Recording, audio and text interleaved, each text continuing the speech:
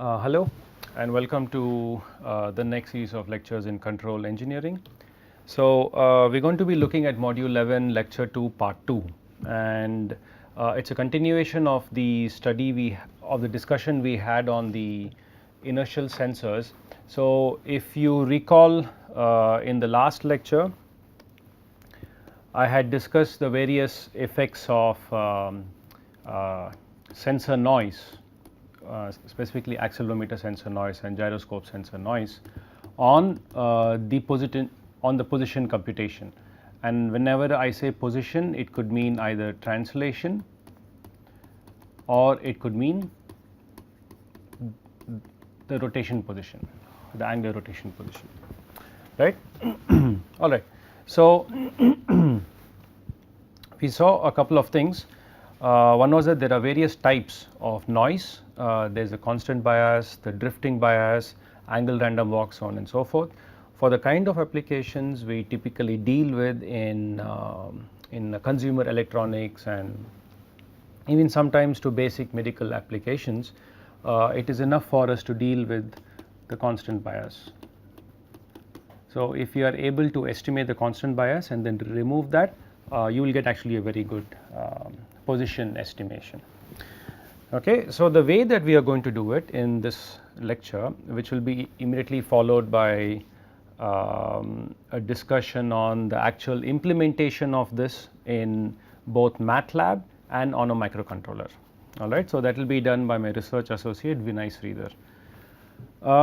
We are going to start with the discussion of a high pass filter, and we will see that we pass the gyroscope data, which is the angular velocity, through the high pass filter. We will then go to a low pass filter, and basically we will be passing the accelerometer data through the low pass filter, all right. And we will then see how to combine the high pass filtered angle output with a low pass filtered angle output in order to get a much more accurate position computation. Okay. And again, when I say position, it could be either that x, y, z, the transition position, or the angular position, the roll, pitch and yaw. Okay. So, let us go ahead. And okay, one last thing, you should be very careful to remember this. We are going to be looking at computing only two angular positions today, and the first will be the pitch, the second will be the roll. Okay. We will not be computing the yaw. There is a specific reason for this, and it is basically that the accelerometer is a sensor which for various reasons which I will not discuss here, it is unable to compute the yaw angle, which is the rotation about the vertical axis, right. It is able to compute only the pitch or the roll. It cannot compute the yaw. So, and we know that we can compute the yaw from the gyroscope because it can measure the angular rotation, angular velocity about the vertical axis. But we know that we cannot blindly use the gyroscope output because of drift, right. So, whenever you integrate the gyroscope output, we saw that before, right. So, if you take the vertical axis as a z axis and then you integrate the angular velocity which you get about the z axis, you know that you are integrating two quantities, the true value about the z axis plus some noise, and you know that this leads to drift. And what we are trying to claim in this lecture is if you combine the gyroscope with an accelerometer by using these filters, you can actually reduce drift. But because we cannot compute the yaw angle using the accelerometer, we will not compute the yaw angle directly with the gyroscope. There is actually another way of doing it, which is you combine the gyroscope with a magnetometer, and a magnetometer basically gives you the yaw angle, okay, or the heading angle. So, this can again be done in the same complementary filter technique that I am going to explain today, except that instead of the accelerometer we use a magnetometer, alright, and there will be basically to combine the gyroscope and magnetometer in order to get the yaw angle. So, yaw is obtained from these guys. For today's lecture we are going to be focusing only on combining the gyroscope and the accelerometer data in order to compute the pitch and the roll. Okay. So, let us see how we are going to do that. So, before we go ahead, what we need to do is to first look at what is a basic first order high pass filter, and then we look at a low pass filter and then the complementary filter. Now, you may be surprised that we are trying to do a real application over here and we are still just using first order filters. Well, it turns out that in most practical applications in the industry, as far as possible, people try to prefer to use only first order and maybe if necessary second order filters. Typically we do not like to go much higher than that, at least in the area of navigation. Okay, so what is a first order high pass filter? A physical representation of that could be something as simple as this. So, you have a RC filter basically, so the capacitor followed by a resistor R. Okay. So, if I then measure the voltage across this over here, that will be, I will just call it as V out, and we apply a voltage at the input terminals, we call it V in. Now, this functions like a high pass filter, and you already know that a high pass filter is nothing but what is called as a lead compensator. If you do not know this, that is not an issue, but for those of you who are going to go into design of control systems, the term lead compensator essentially means a high pass filter, and you will see later that a lag compensator is a low pass filter. Okay. Anyway, so this is the physical realization of the high pass filter. So, the first thing we will try to do is to derive the transfer function of this filter.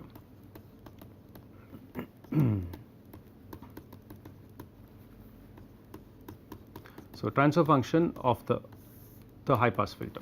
Okay. Some of you would have already seen this with the basic derivation of electric circuits and transfer functions. So, the way that we are going to do is as follows. So, let us look at V out, the output voltage across the resistor terminals. It is nothing but, let us say, a current I is flowing clockwise in the circuit. It is I times R. Okay, so let us keep this aside. All right. So, this I times R.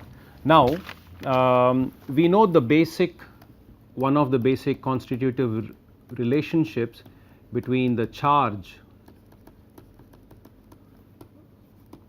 and the voltage drop across the capacitor, which is basically Q is C times V. Okay. Now, if we take a look at our capacitor over here, the voltage drop across the capacitor. So, let me just write this down.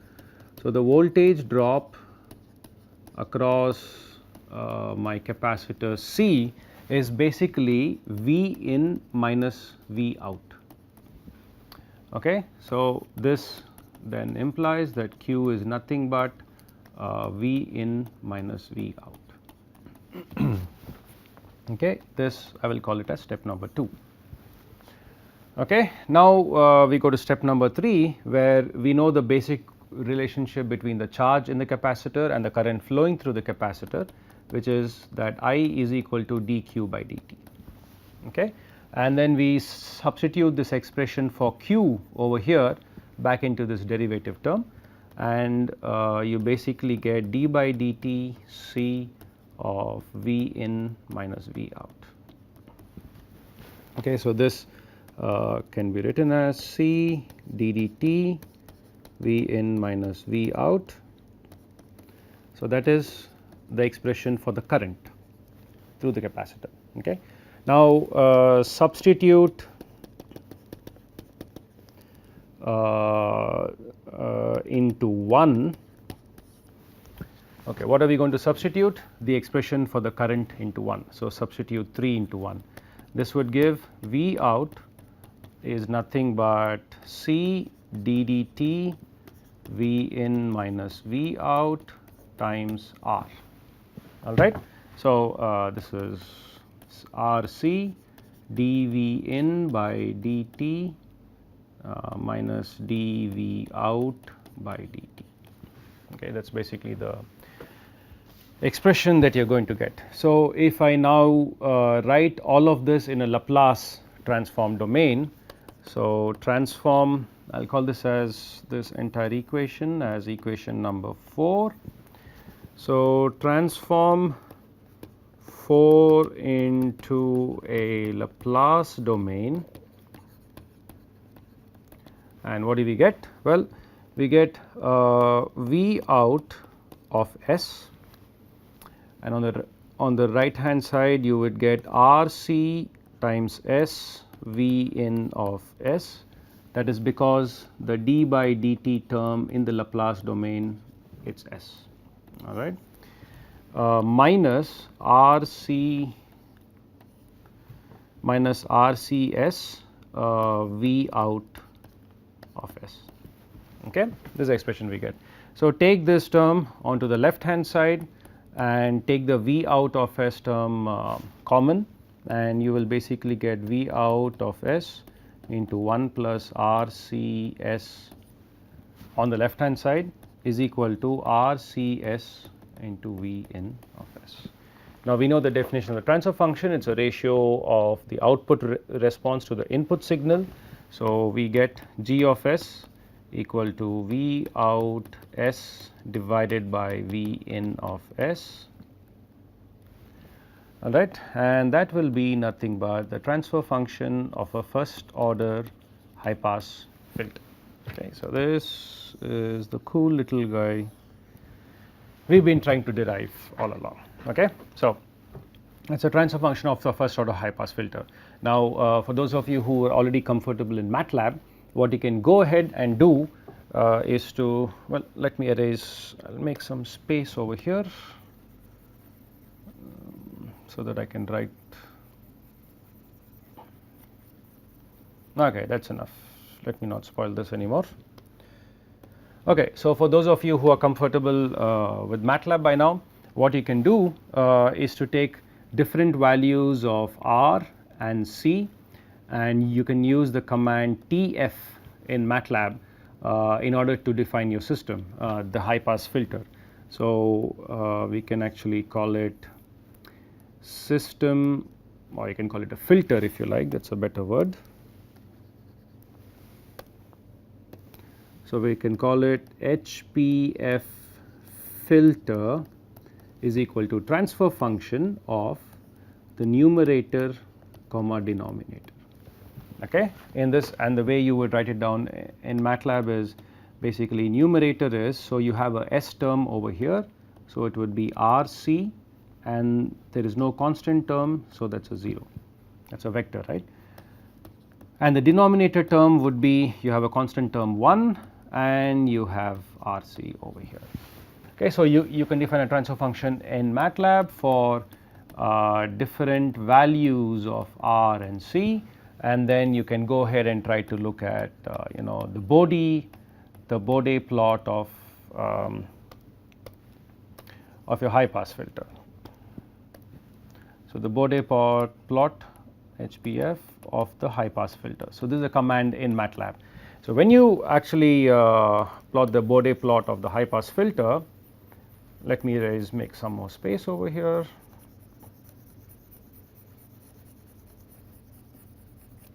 Right, you are actually going to get you should, if you do it carefully, you are going to get a Bode magnitude plot. We will not worry about the phase over here too much, where this is in a log scale, the frequency on the x axis, and then you have the magnitude of G of S in decibels.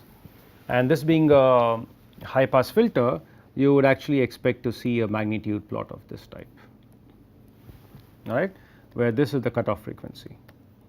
Fc. All of you know how we can calculate the cutoff frequency. So, we have the high pass frequency response plot over here, and you see the cutoff frequency is shown over here. Actually, it should be slightly over here around the 3 dB point. So, let me correct that. Okay, let me draw this again.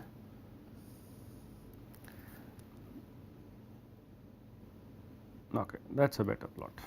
Okay, so this is a cutoff frequency, and the cutoff frequency, as all of you know, you can compute with the expression 1 over 2 pi RC. Okay. So, given the values of R and C, you know now what is the specific cutoff frequency which you can actually use. All right. So, what have we done in this slide? We have derived the transfer function of a high pass filter. We have seen what are the command we need to use to plot the Bode plot, to first of all define the transfer function in MATLAB, then plot the Bode plot, the frequency response in MATLAB, and you will actually get something like this, the magnitude part. You can see a similar one for the phase. Now, with this, you need to remember that this is a continuous time filter, right. Of course, what we would like to actually do is to use this in discrete time on a computer or in a microcontroller. So, we will actually need to go for a discrete time version of this continuous time filter. Okay, that is what we will actually need to do, and this is what I am going to do in the next slide. So, okay, so we have the same high pass filter. So, we had the capacitor and the resistor, right, and for this we got the basic expression for the output across a capacitor as a function of the other variables.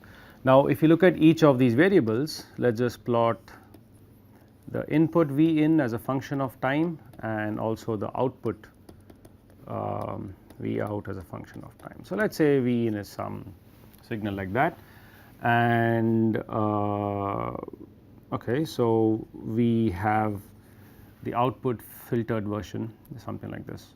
Now, this is a continuous time.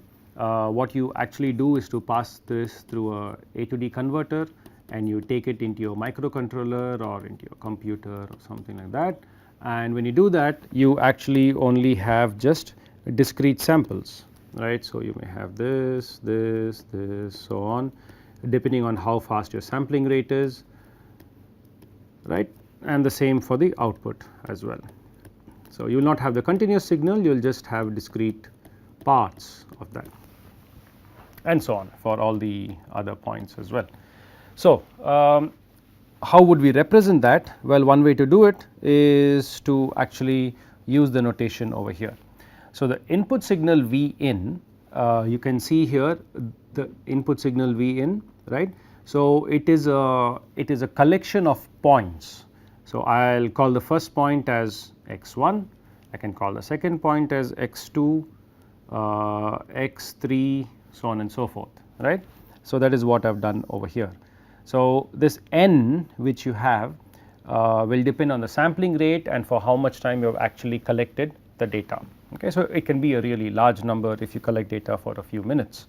So, this will be essentially the discrete version of the continuous time signal. So, these collection of points is a discrete version of this continuous time signal.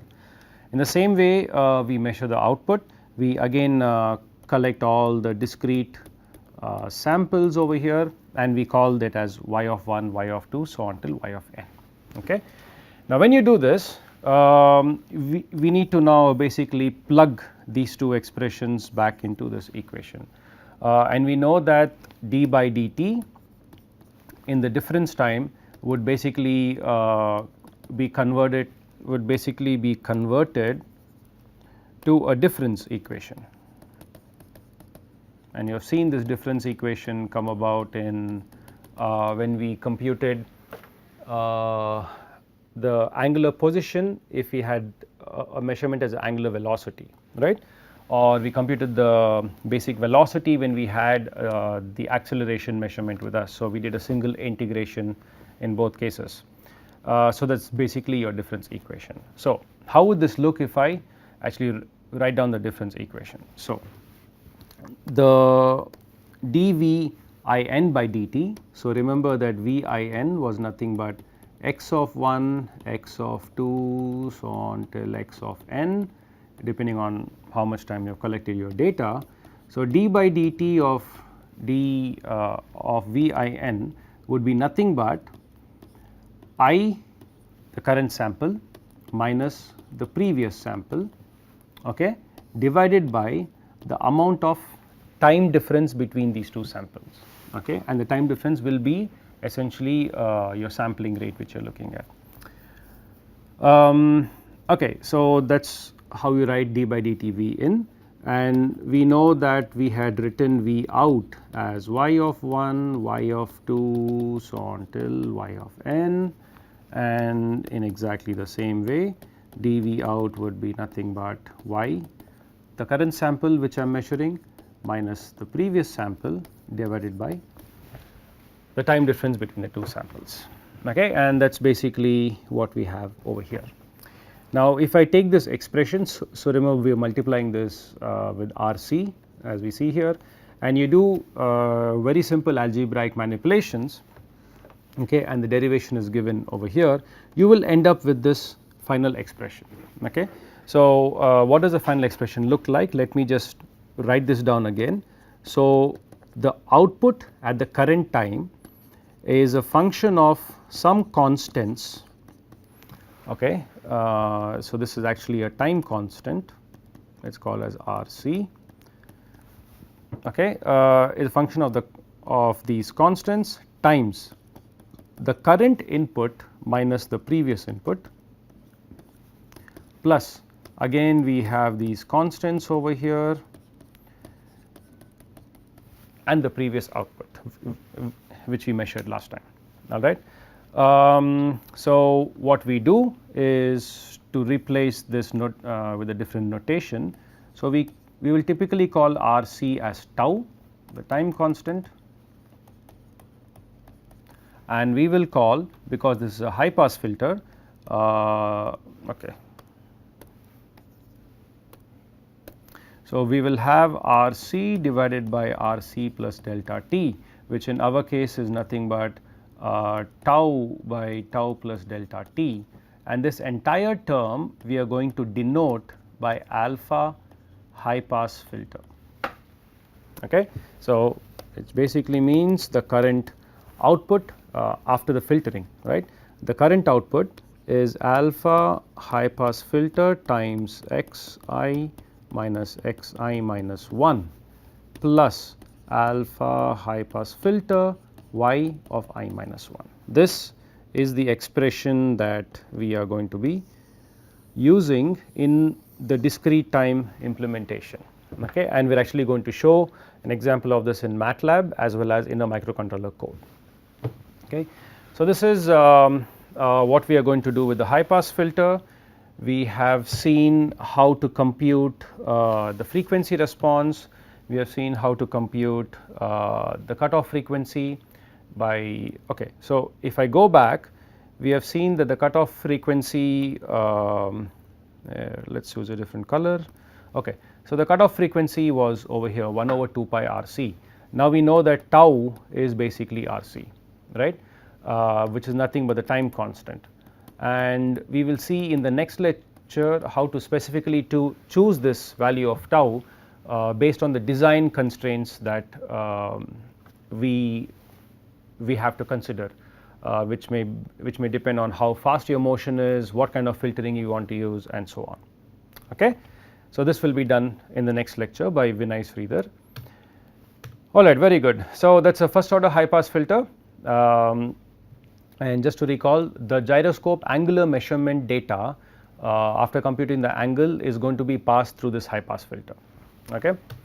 We will see that. Okay, now let us look at a low pass filter. So, how would a physical realization of a low pass filter look like? Well, you would have a resistor followed by the capacitor over there, okay. And then we of course would write V out, a signal over here, this is your R and this is your C.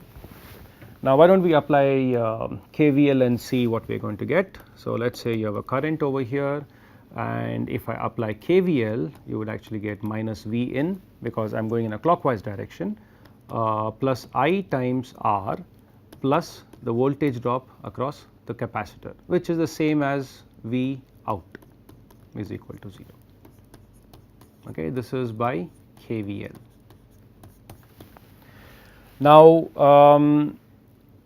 the current in this loop is the same as the current which is passing through the capacitor. And what's the expression of the current which is passing through the capacitor? I is basically C dV out by dt, right. That is the expression number 2, and we substitute now 2 in 1. So this gives us minus V in plus R dV out by dt plus V out equals 0. Transform this to the Laplace domain, okay, and remember that d by dt in the Laplace domain is basically S, okay. So when you transform this to the Laplace domain, you are going to get minus V in of S plus R times S times V out of S plus V out of S is equal to 0.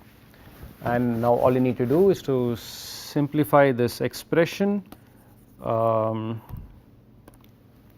we take V in on the right hand side and take the V out term common over here.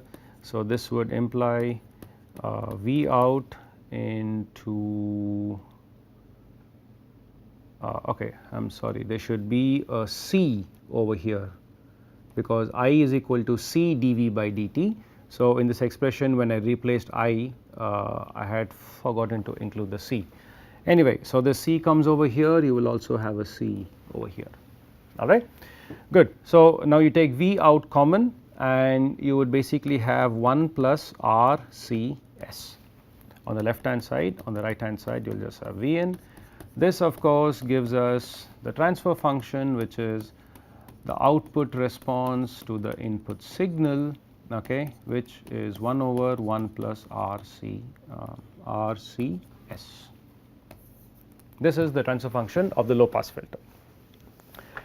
And as before, if you try to compute the frequency response of this and you look at the magnitude plot, you will get response like this. So this is omega in a log scale, this is the magnitude in decibels, okay, and this would be your cutoff frequency. Once again it's equal to 1 over 2 pi RC, very similar to the high pass filter derivation. So good, so that's the low pass filter. And now let's, okay, so as we discussed before, all of this is a continuous time implementation, and what we will actually need is to have, so we need a discrete time version of this filter, because we want to put all of this into a microcontroller or a computer. So how are we going to get a discrete time version? Okay.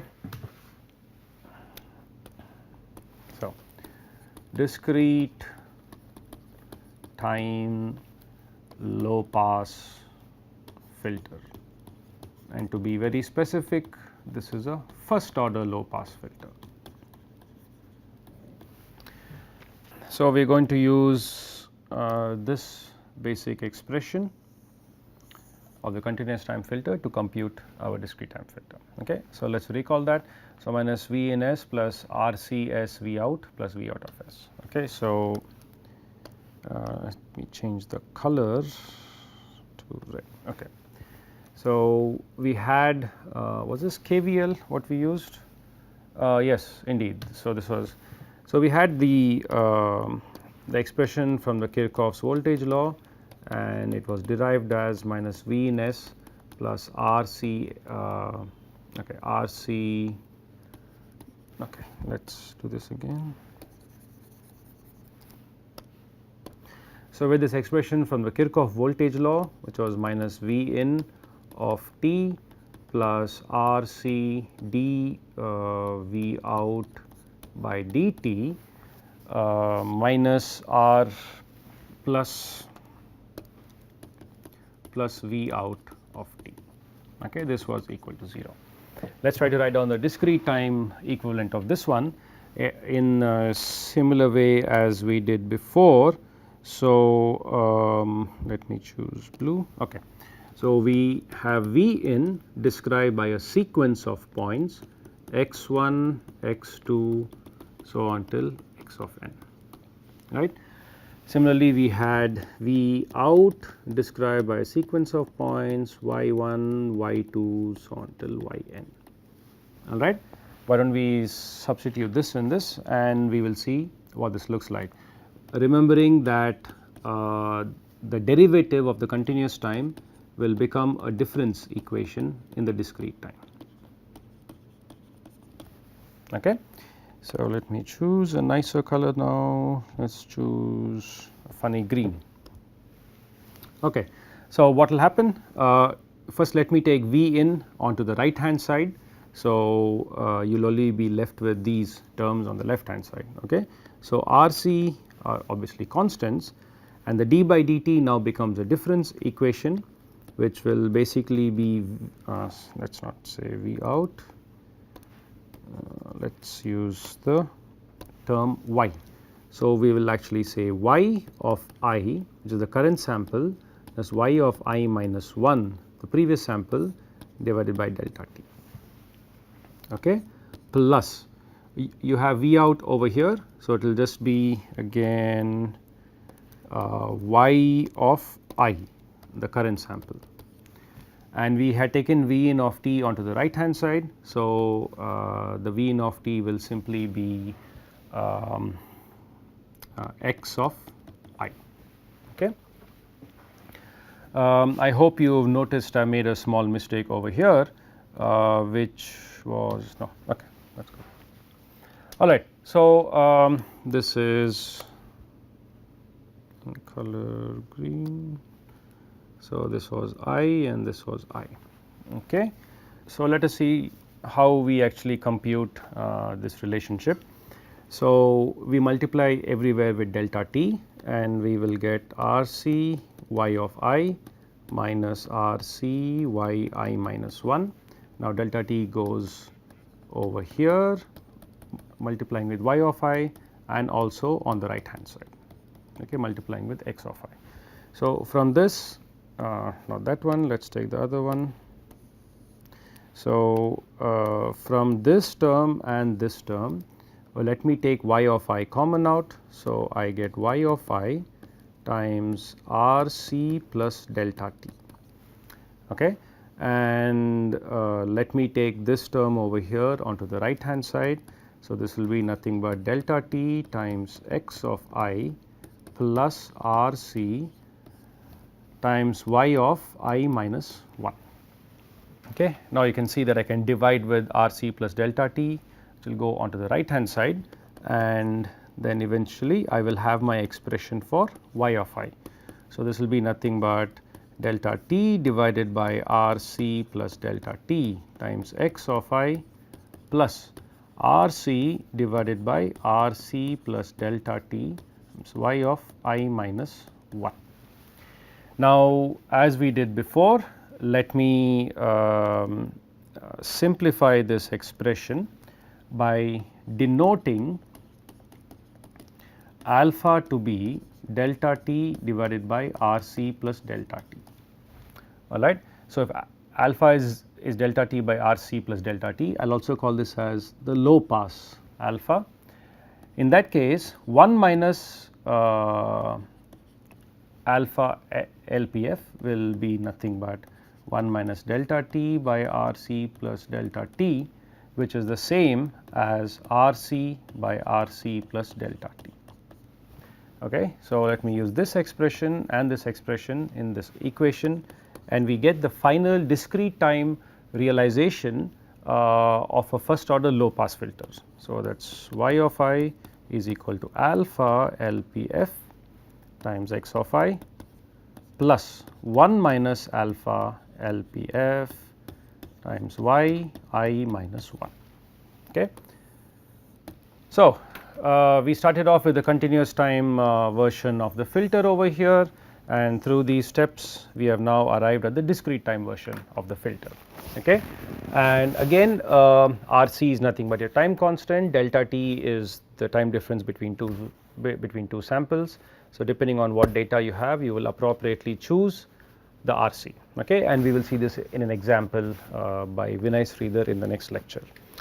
Very good. So, now that we have a high pass filter and we have a low pass filter, what is the idea of this? Why are we doing all this? Well, the idea of this is that we want to create something called a complementary filter, and the complementary filter takes the best of both worlds. It takes the best that the accelerometer data can give us, and it takes the best that the gyroscope data can give us. Okay. Let us see what I mean by that is as follows. Using the accelerometer data, okay, and we will go more into detail in the next lecture by Vinay Sridhar, we can actually compute two angles. We can compute the roll and we can compute the pitch. Okay.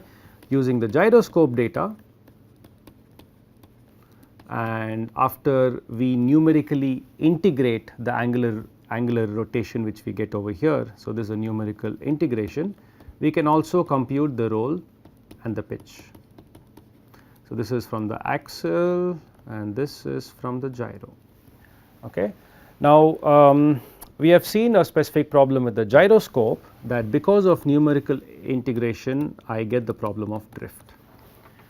Okay. So, if I just use the gyroscope alone in order to compute these angles, eventually if my real angle is supposed to be some 30 degrees, my actual angle may just keep drifting away, okay, forever, and you can have an unbounded error, which is not good.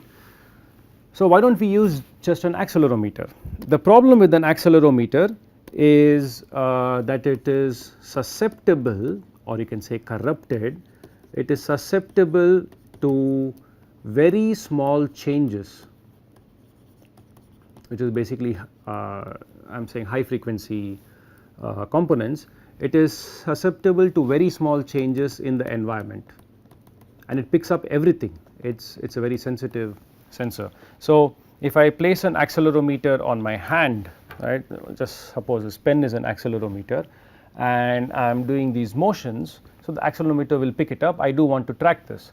Now, while the pen is on my hand, even if I just tap very lightly, very lightly, the accelerometer is sensitive enough to pick up those kind of vibrations as well, and those start to come into the equations, and you are going to get erroneous answers. Furthermore, accelerometer data, as explained just now, is susceptible to high frequency noise. So, if you keep an accelerometer at a perfectly stable condition, and we would expect the data to be something like this along one axis of the accelerometer, because of this high frequency noise and vibrations in the atmosphere all around you, you actually would be getting data like this. Okay, this is high frequency data, and that is not good. It does not drift, but it does not give you good accuracy. What you can do to remove this high frequency drift, this high frequency noise, is to actually pass all of this through a low pass filter, right, and then you can actually get a much cleaner response. And what we would do with the gyroscope is to pass it through a high pass filter, primarily for the reason that a gyroscope is very accurate in computing the high speed dynamics. It is not so good when your dynamics are really low speed. So, and then when you combine the gyroscope with the accelerometer ensures that the gyroscope does not keep drifting away, because it tries to bring it back, because accelerometer does not drift. So, the basic construction which Vinay will be talking in more detail in the next lecture is that we have the accelerometer data in all three axes. So, that is AX, AY and AZ, all of this going into, let us say, an angle computation block. We will see exactly how to do that, and this will be then passed through a low pass filter. Then we have the gyroscope data, which will again you will take omega x, omega y, omega z, the angular velocities, do a numerical integration and pass it through an angle well, and that actually gives you the angles directly. There is no angle computation block as such. So, this gives you the angles directly after the numerical integration with drift, and you pass it through a high pass filter. And what you then do is to combine both the outputs in order to get a complementary filter output.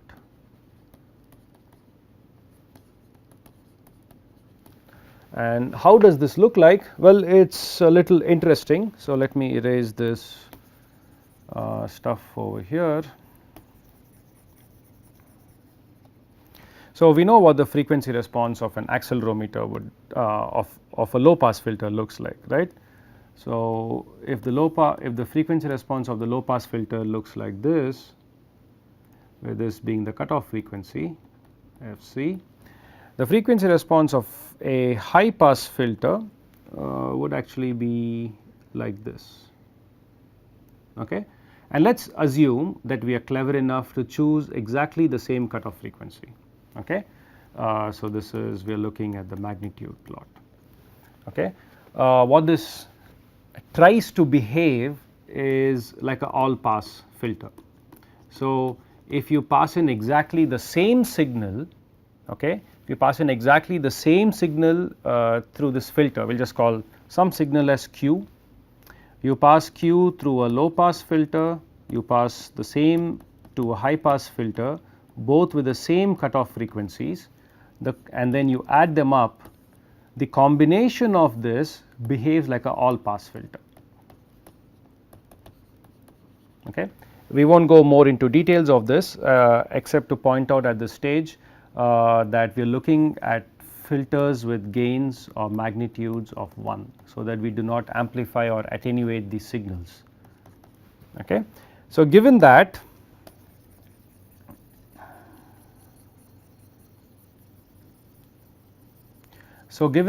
we will see in the next lecture by Vinay Sridhar how the use of this complementary filter, the combination of a low pass and a high pass, how the use of this will actually lead to much more accurate say computation of the angles.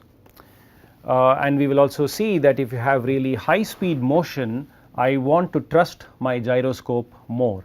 If I have low speed motion, I want to trust my accelerometer more, right.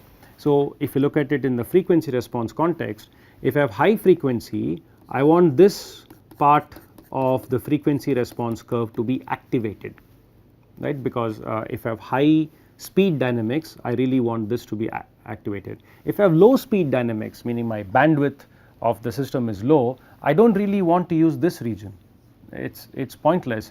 It starts to bring in noise and other problems. So, in that case, I want to activate this part of the frequency response.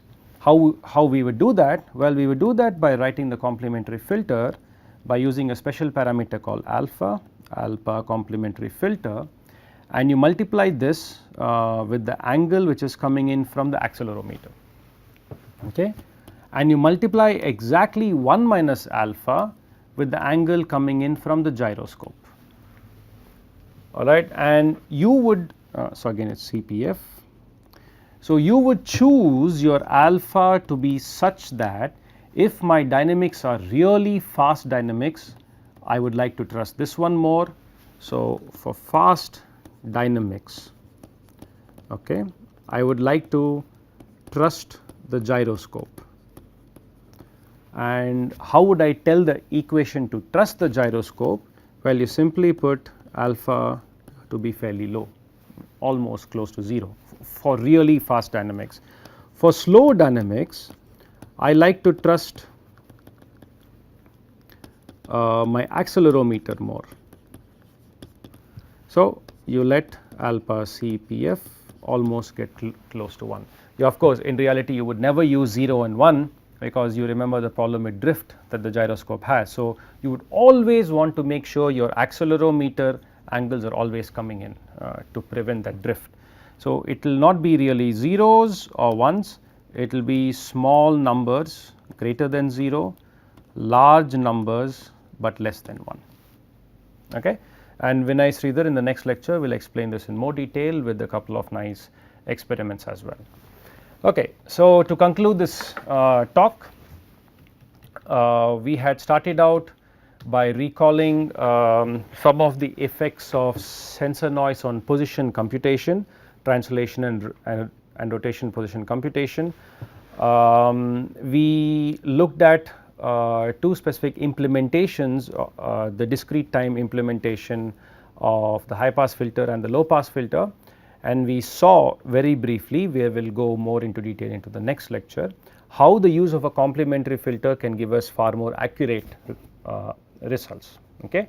What I want you to remember is that the MATLAB code and the microcontroller code that we have developed, we will be actually sharing it with all of you on the forum.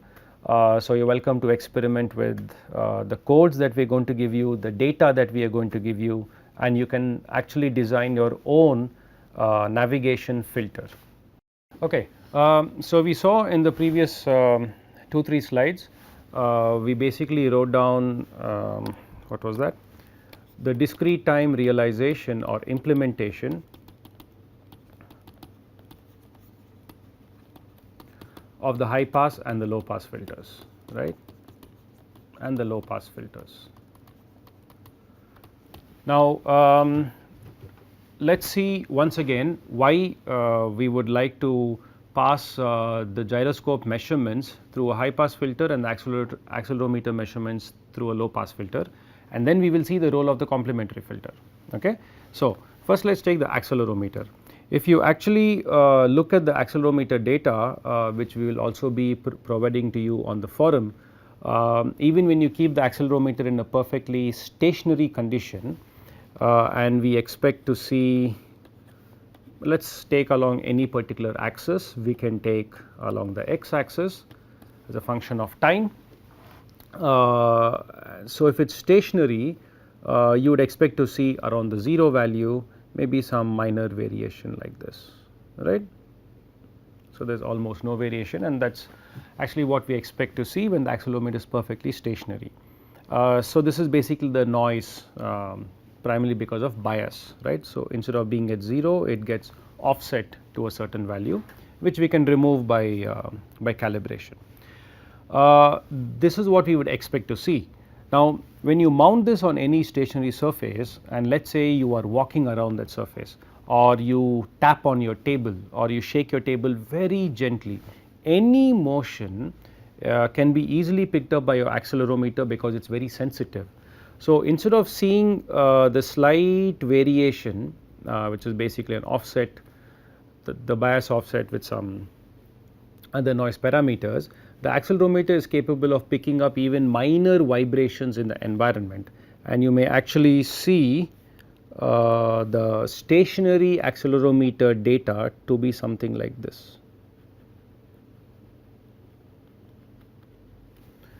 right. So, this is the kind of actual measurements which you get from the accelerometer, and this, well, it has many different terminology. One of it we can say that it is called as jitter. So, these are the high frequency components which any minor vibrations in the environment, the high frequency vibrations are easily picked up by the accelerometer and then measured, and then you see them over there. Now, because of the nature of these vibrations, which are typically high frequency, if you pass this through a low pass filter, okay, and if we do a really good job at that, we would actually expect to see back our nice little accelerometer data, okay, where the high frequency components are removed. Of course, this is in an ideal condition, it is never this perfect, you may actually get something like this, right, but that is still far better than what you are seeing in the previous plot. So, that is for the accelerometer, and that is the reason why we pass the accelerometer data through a low pass filter. Let us look at the gyroscope data. Okay. So, if you keep your gyroscope in a perfectly stationary condition, again you would expect, and remember this is angular rotation, angular rotation over there, this is time, you would again expect to see some fairly mild signal like that, and it is not exactly at 0 because you have an offset, or what is also called as a bias. Now, unlike in the accelerometer case, the offset is present in all the axes. So, when you compute the angles through the accelerometer, we would use trigonometric expressions of the type tan inverse acceleration x divided by square root of acceleration y square plus acceleration z square. And what actually happens then is you would have a small bias measurement in each one of them, all right, but because you are dividing one bias with the other bias terms, so the total bias contribution is quite small. So, although this is not the true angle, it is still not too bad, okay, you are slightly erroneous, but it is not as if you are going to drift away completely from the true angle. In the case of the gyro, as we have already seen before, this is not true, and the reason for that is basically because we are integrating the signal, and when you integrate the signal you also integrate this bias over there. So, what you would actually get is if the true angle is supposed to be somewhere like this, let us say 0 degrees, I will call this 0 degrees, your bias is actually going the integrating the angular rotation rate is going to produce a bias of that nature, all right, because it is a fixed bias, you have a linear drift over there.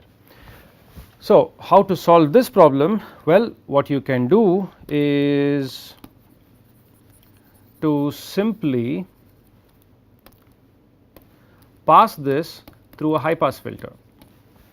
And what happens when you pass this signal through a high pass filter, it would try to pass all of the gyroscope data except the bias, which is a constant offset, right, and a constant DC signal through a high pass filter is simply attenuated off, right, and when you do that, so then you would not have too much of a drift, your drift will be significantly reduced, of course depending on how well you choose your high pass filter coefficients. So, accelerometer data is passed through a low pass filter, and the reason for that is to remove jitter or the high frequency noise.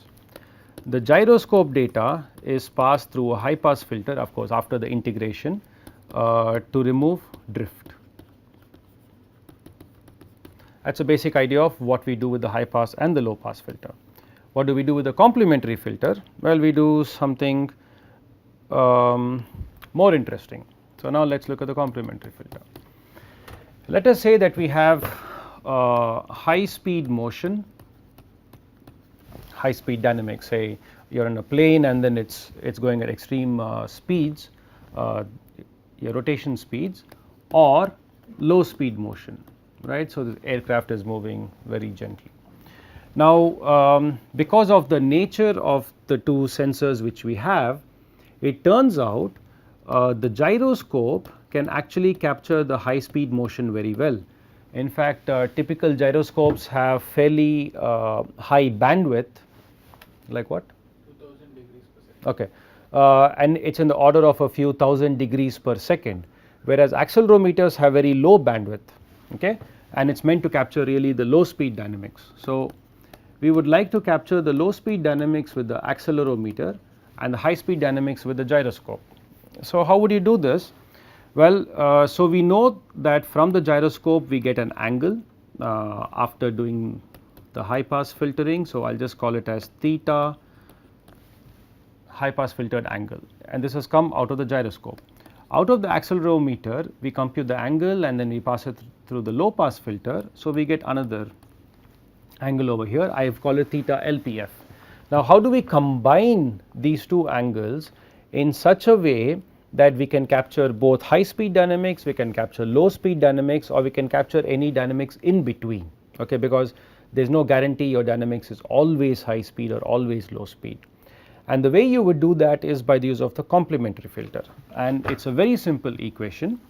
So, the output coming out of the complementary filter, the angular position, is nothing but a coefficient which we will see how to calculate in later lectures by Vinay Sridhar.